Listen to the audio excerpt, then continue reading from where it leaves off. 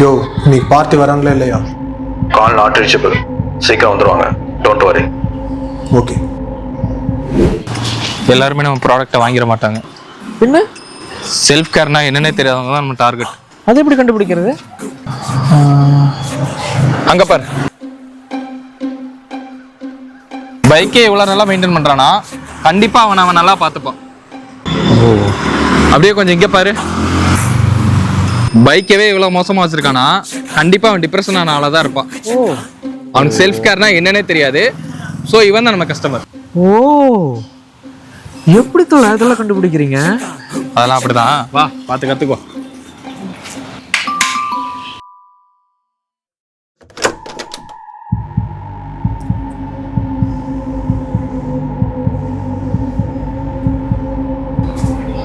Sir நாங்கள் எதுவாக இருந்தாலும் உள்ள வந்து பேசிக்கலாம். உள்ள வாங்க. என்ன மனுஷன்? சரி சார்.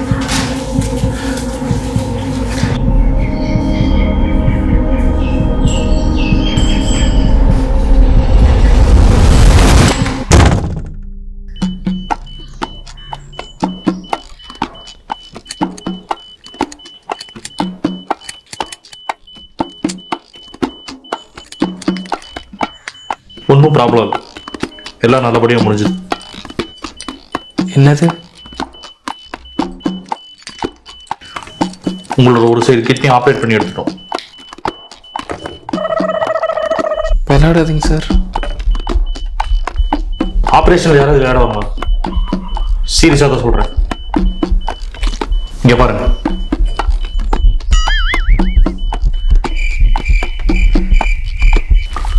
எங்களோட 2 பார்ட்டி வரல. மேலிடத்துல இருந்து ரொம்ப ப்ரெஷர். அதான் உங்க 2 பேர்த்தோட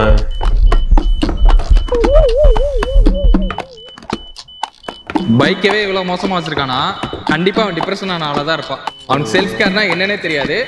ஸோ இவன் தான் நம்ம கஸ்டமர். அவங்க 2 வாத்தி போலீஸ்ல போலீஸ் போலீஸா? போய் கூப்பிட்டு வாங்க. அவங்க இங்கே வரும்போது இங்கே யாரும் இருக்க மாட்டாங்க. இன்னும் கொஞ்ச நேரத்துல வேற ஒரு இடத்துல வேற ஒரு வீட்டுல இருப்போம். எங்களை யாராலும் கண்டுபிடிக்க முடியாது. இப்ப நீங்க கிளம்பலாம். ஐயா, விட்டு விட்டுன்னு தெரிக்குதே. கிட்னி எல்லாம் அடுத்தது கூட இருக்கட்டும். செல்ஃப் கேருக்கு ஒரு விளக்கம் புரிஞ்சிருச்சு. சைடு கிழியுது. காய ஆட ஒரு 6 மாசம் ஆகும்.